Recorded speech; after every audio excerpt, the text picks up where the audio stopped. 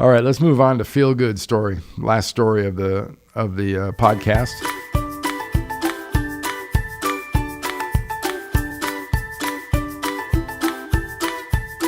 This is a really good one, and this involves one name you're maybe familiar with from Lone Survivor, Marcus Lutrell, and Bill Fly. Bill Fly is a U.S. veteran, 99 years old, almost 100, lives down in the Houston area. He lost his home, and this story is something that I came across the last couple of days. And if this doesn't give you sort of a feel good about what you do for each other, I don't know what does. Check this story out about Marcus Lutrell and Bill Fly.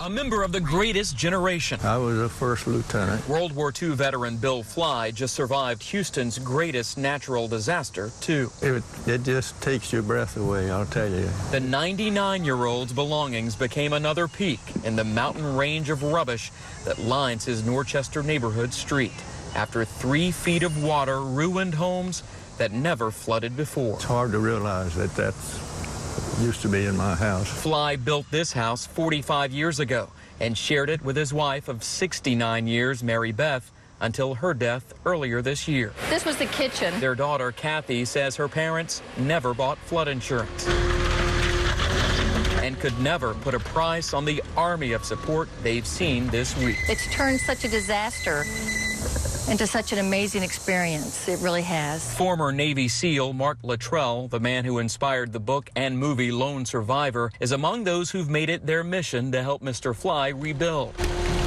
They hope to have him back in his home by his 100th birthday this November. They cannot realize what they have done.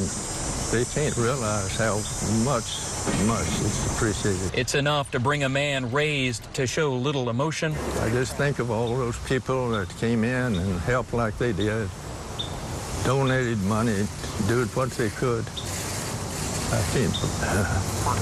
To clearly heartfelt tears. It's an incredible story.